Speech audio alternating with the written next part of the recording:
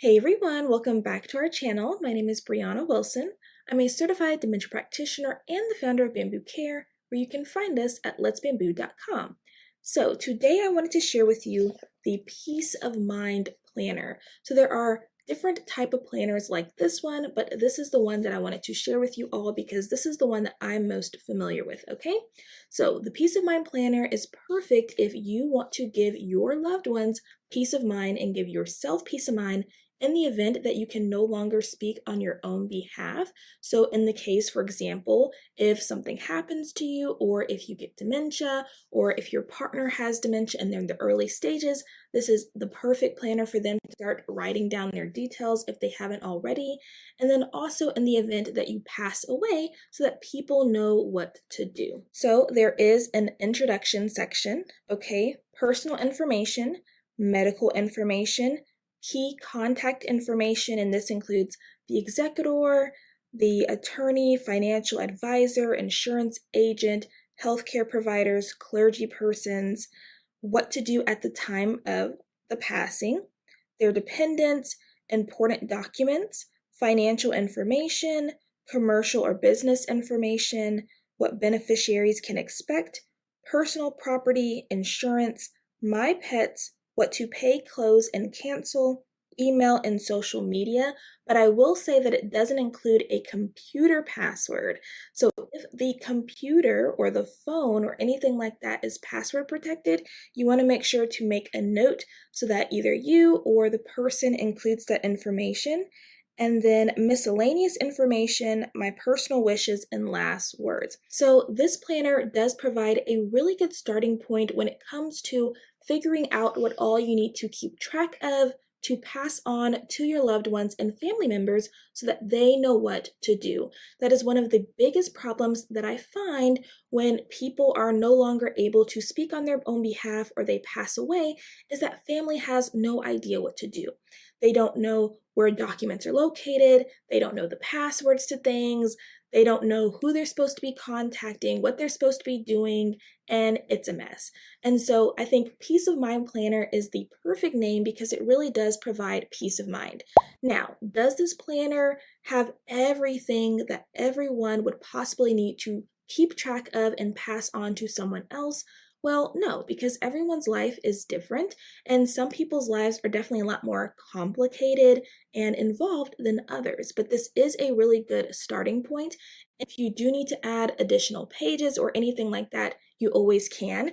Now, this particular planner does not have any pockets or anything like that, but luckily, if you want to add an envelope, you can always attach one inside, whatever you need to do to make sure that your family and loved one has the pertinent information that they need, okay? So let me just give you a quick inside look so that you can know what it looks like. So this is the Peace of Mind Planner.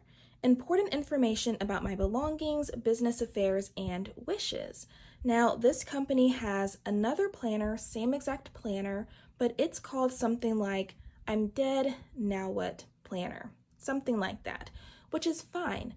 But the issue that I have with it is that for the people who need it most, they might only assume that that information is only relevant once the person passes away, which couldn't be farthest from the truth, okay? So once you open it, you have the table of contents, and this is what I was reading through earlier, okay?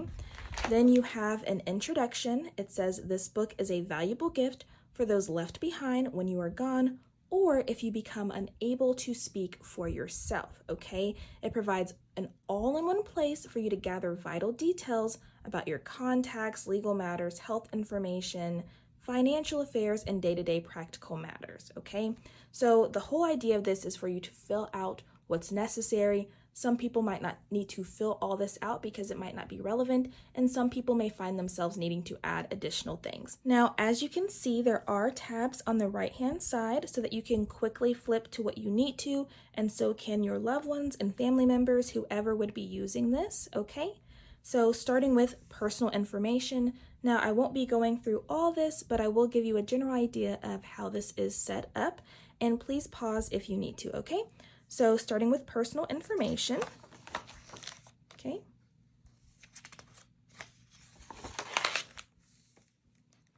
medical information, including where things are located, medical conditions, medications, allergies, health insurance information, as well as where the card is located. Okay.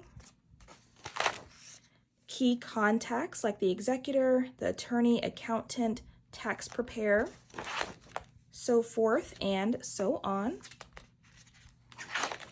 At the time of my passing, I also like that it has little notes like this. Request 10 copies of the death certificate for legal purposes, insurance purposes, and more. These may be provided by the doctor or funeral director. I think this is great for people who don't know. Okay. Family member, friends, employer, others, military contact if applicable. Okay. Regarding my arrangements, insurance policy for the funeral burial expenses, contact information, funeral home, how I would like my remains disposed of, super important, notes on funeral and other arrangements, as well as any information you would like to include in the obituary. Okay, information about dependents. I'm gonna go ahead and skip through this section. Important documents like where the will is located, how many copies there are, where all these other things are located. Okay, and it continues on. Financial information. Okay, credit card information. And then I'll skip past here. Okay, then this is financial. So other accounts, tax records, safe deposit box, what I owe, super important. Okay, what you owe, who you owe, what's owed to me. Okay, commercial business information. Again, this is one of those sections that may not be relevant to everyone, right? And then, as I said, there are so many other tabs, so I'm not going to flip through them all. But if you are interested in the Peace of Mind Planner, I will put a link down below so that you can check it out for yourself and see if this planner would meet the needs of you or your loved one, because it also makes for the perfect gift. I actually bought a planner for my mom, and then she actually bought one for hers. So that is all for today's video. If you have any questions at all, please let me know. And until next time, bye guys.